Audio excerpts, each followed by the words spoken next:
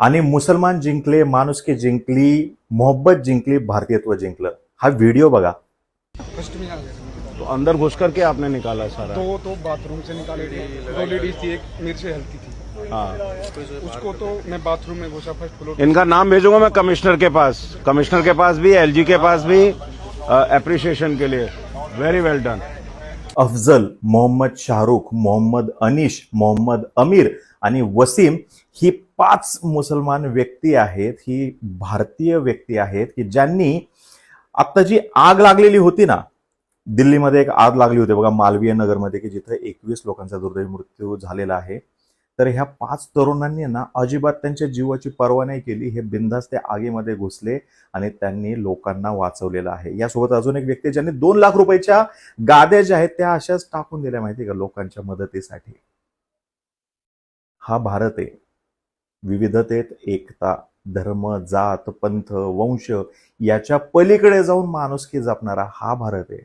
आपल्याला हे हवंय। हे आहे नमस्कार। एक व्हिडिओ आहे मित्रांनो, फार चांगला व्हिडिओ आहे।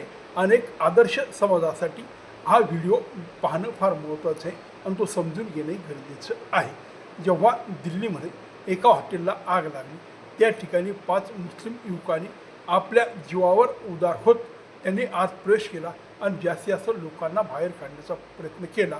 आणि त्याच ठिकाणी जेव्हा समोर त्यांचं एक गादीचं दुकान होतं, त्यांनी गाद्या आणून ती आग विझवायचा प्रयत्न केला। अशा पद्धतीने त्यांनी एक उत्तम काम केलं। त्यामुळे हे शीर्षक आहे, मुसलमान जिंकली आणि भारत जिंकला। खरं तर हे अफजल, वशीर हे जे 9 युवक आहेत, ह्या व्यक्तीने फार चांगलं काम केलं आणि यालाच मोहब्बतची दुकान म्हणतात।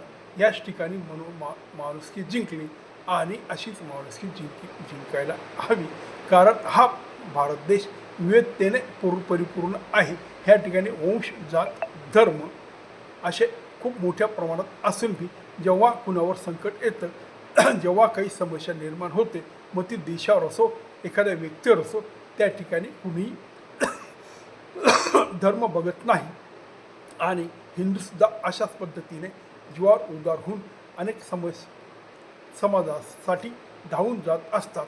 मग ते भूकंप असो, ते बहाड असो आणि अशा वेगवेगळ्या प्रकारे दंगली असो, कितीतरी दंगलीमध्ये कितीतरी मुसलमानांना हिंदूंच्या घरात आश्रय देण्यात आला आणि कितीतरी हिंदूंनी मुसलमानांना आश्रय दिला, मुसलमानी हिंदूंनी आश्रय दिला।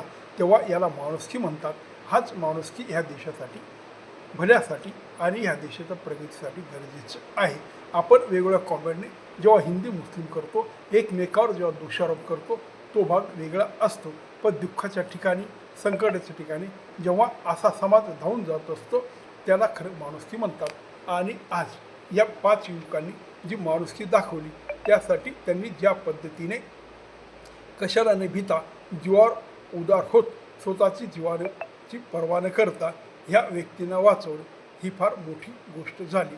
आणि ह्या देशामध्ये यासाठी खरोखर खूपच चांगल्या पद्धतीने हा व्हिडिओ खूप ठिकाणी व्हायरल झाला पाहिजे आणि लोकांनी तोही समजून घेतला पाहिजे।